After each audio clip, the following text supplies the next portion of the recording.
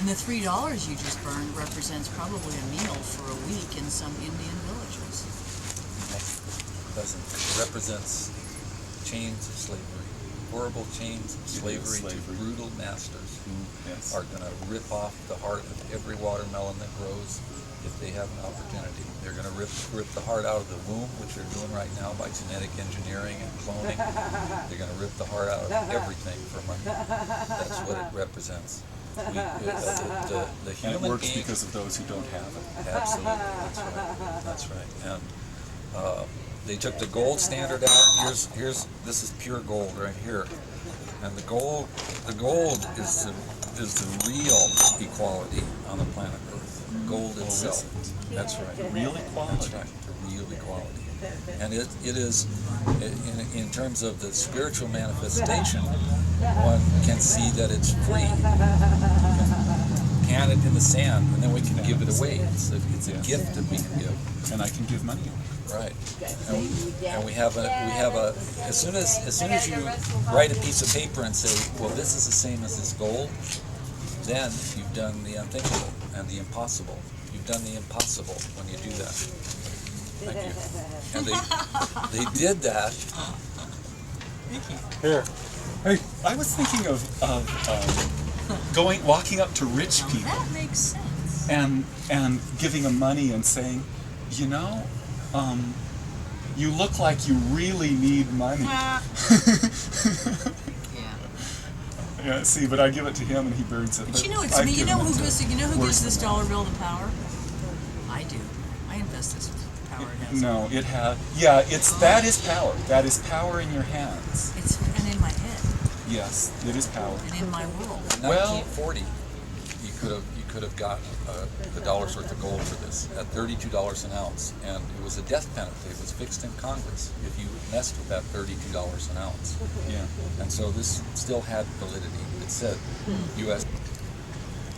But you have a right to it. Well, I'm taking responsibility for my choice not to have 8 daughters that I have to marry and feast.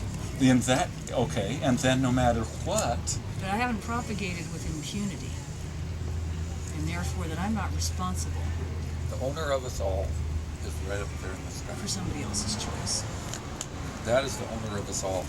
And, I know. And that is the gold.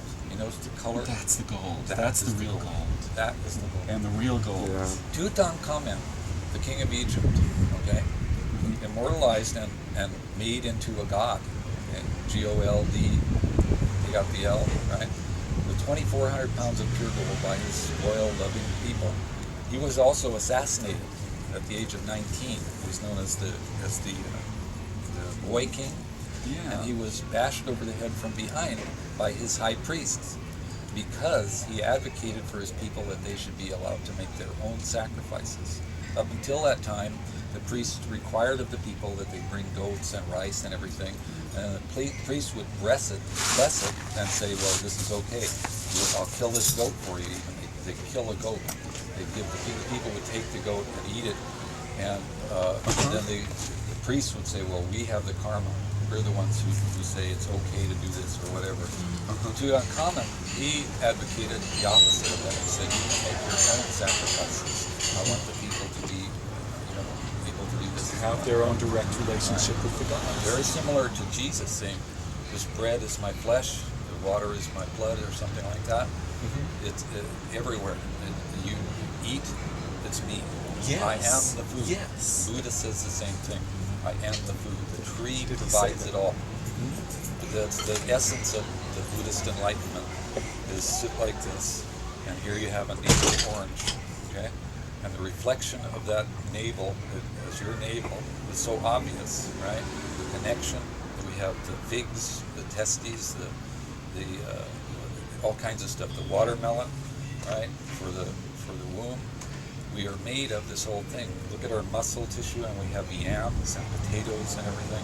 So the tree, we're a reflection of that tree. We're an extension of that tree, a walking extension of that tree of life. And that's the Buddhist enlightenment, essentially. And if and that's how you can elevate your food, by looking at it. I mean, that esoteric thing, or that, to look at it. And And thus, there's no requirement to do any harm because the tree gives us everything. Thus, you have the doctrine of ahimsa, not being the lion, to be, to effectively practice that doctrine. You simply eat what's given. It's all free, barley, rice, etc. Obviously, we had to go through, we had to transit through. If we landed here, we had to hunt to begin with. But then, as we migrate upward,